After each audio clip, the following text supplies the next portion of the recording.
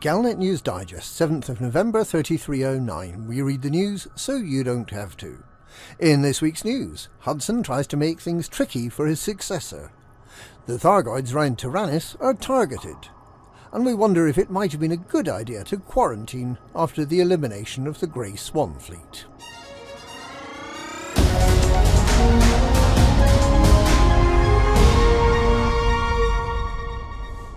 President Hudson is making the most of his last few months in office to cause trouble for the incoming administration. It is traditional that an outgoing president will not table new legislation during the transitional period, but will instead work to facilitate a smooth transition of power. Hudson doesn't seem to think much of that tradition, and he has announced 4 new bills that he hopes will make it to the statute books before President-elect Winters takes up office in the new year. Hudson has put forward legislation to give controversial Homeland Spy Agency, the Proactive Detection Bureau, access to military-grade technology provided by the Federal Navy that will allow even the most secure encrypted messages between federal citizens and corporations to be read by the government. He has also put forward legislation to keep massive tax breaks for corporations such as Core Dynamics that commit to doing business only with the federal government. He is creating a political think tank to be chaired by his outgoing Secretary of State, Lana Berkovich, to advise the government. And he will establish a media standards agency, chaired by Sol Today's Neve McFarlane, that will regulate the way federal media is allowed to present stories about the Federation. Most of this will be anathema to President-elect Winters. She was elected on the promise that she would disband the PDB domestic spy agency completely. The tax breaks to corporations are unlikely to be sustainable, and it will be Winters who loses the support of those corporations when she's forced to reimpose taxes. With Lana Berkovich in charge, the political think tank is likely to deliver reports with a Republican bias. And with Sol Today's CEO put in charge of press standards, federal news outlets are likely to be forced into peddling Republican propaganda. Winters can, of course, dismantle Hudson's malevolent legacy when she gets into office, but she'd far prefer to be delivering a bold new strategy for the Federation's people than spending time undoing Hudson's handiwork.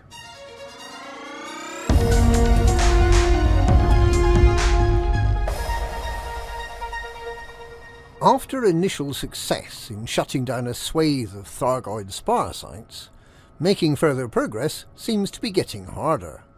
Significant effort is being put into just a few of the sites this week, with Trianguli Sector BA-A D85 and Hyades Sector DQ-O B6-0 the main targets.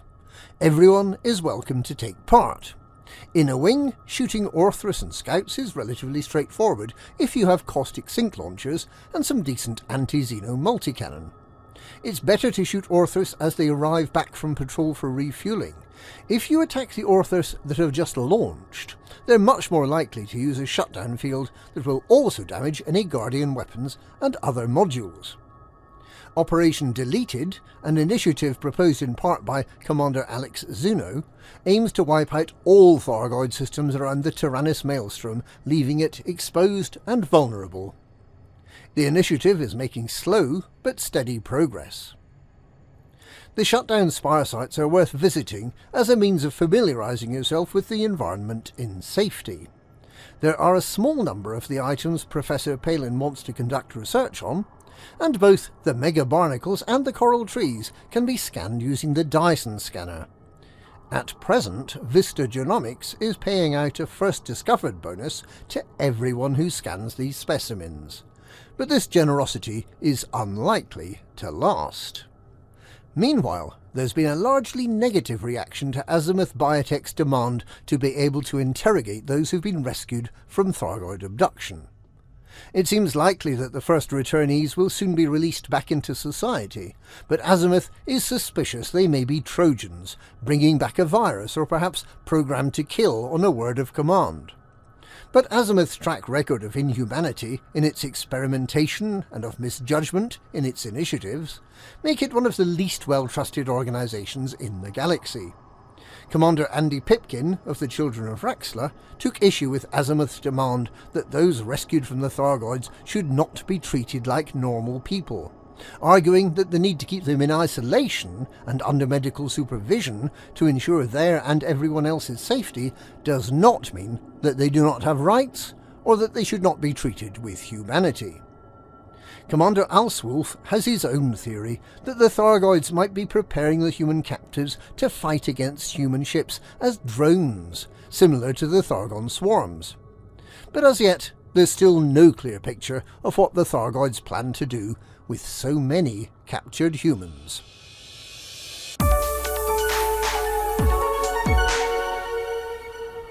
A week ago, the slaughter of the Grey Swan Fleet concluded.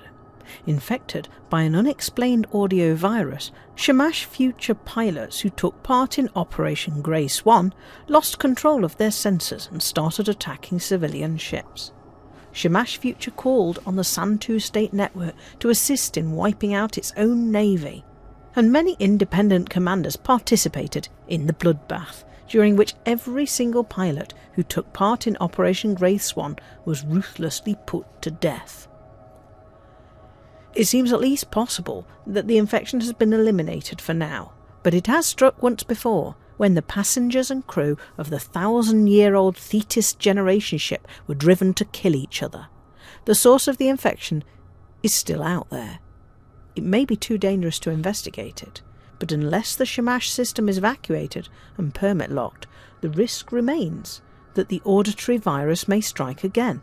There is no proof that those involved in eliminating the Grey Swan Fleet were not themselves infected. Commander Arghouse has suggested that it would be prudent for all those taking part to observe a period of voluntary quarantine. We are sure that all civic-minded commanders will have elected to do so without prompting. And that's this week's Galnet News. Galnet News, we read the news so you don't have to.